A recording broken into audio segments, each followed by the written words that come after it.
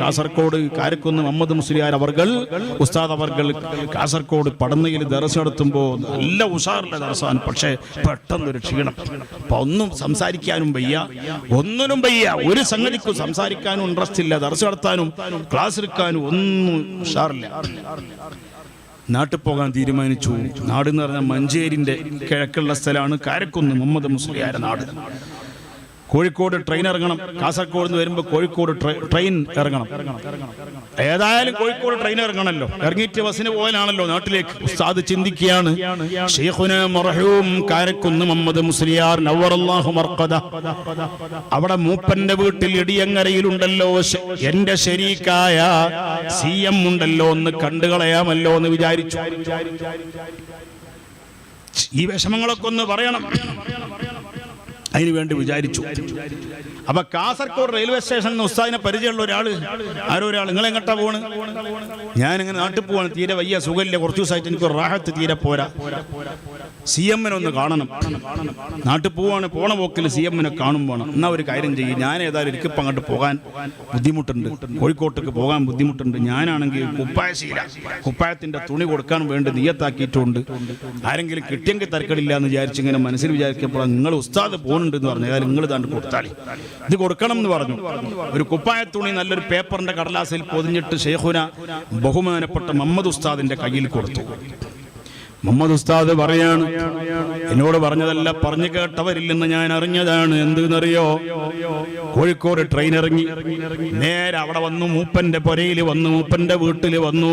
നല്ല തിരക്കുണ്ട്, നല്ല ജനങ്ങള്, നൂറുകണക്കിന് ആൾക്കാർ ക്യൂ ആണ്.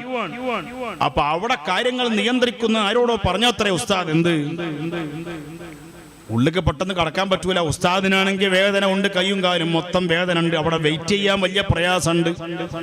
അവിടെ ഉള്ളവരോട് പറഞ്ഞു, ഉള്ളിലേക്ക് കയറ്റുന്നവരോട് പറഞ്ഞു, ആളെ കയറ്റുന്നവരോട് പറഞ്ഞു, ഞാന് ശൈഖുനായുടെ ശരീക്കാണ്, ഞങ്ങൾ വെല്ലൂരിൽ ഒരുമിച്ച് പഠിക്കണതാണ്, പഠിച്ച ആളാണ്.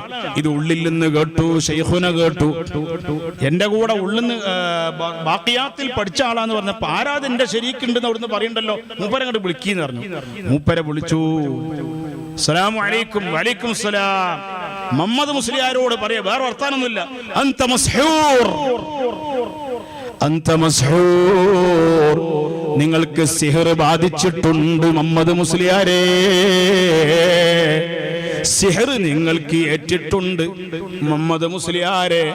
ഈ കുപ്പായശീൽ അങ്ങോട്ട് കൊടുക്കുകയാണ്. അതിന്റെ അടിയിൽ കൂടി അത് പറയണത്, തുണിയിൽ പൊതിഞ്ഞ, പേപ്പറിൽ പൊതിഞ്ഞ കുപ്പായശീല ശൈഖുനാന്റെ കയ്യിൽ കൊടുക്കുകയാണ്. കൊടുക്കുമ്പോൾ പറയാണ്, അതിങ്ങനെ വാങ്ങണതിന്റെ ഇടയിൽ പറയാണ്, ശൈഖുന പറയാണ്, അന്ത മസ്ഹൂർ, നിങ്ങൾക്ക് സിഹർ ബാധിച്ചിട്ടുണ്ട്. കമ്മരീദീൻ ഖദ് അതാഹു കാമിലു ശിഫാ ബികും ലൈസ ബിൽഇലാജി ബൽ ബിൽ ഖൗലിയാ മദബുർ വലി ലാ ഇലാഹ ഇല്ലല്ലാഹു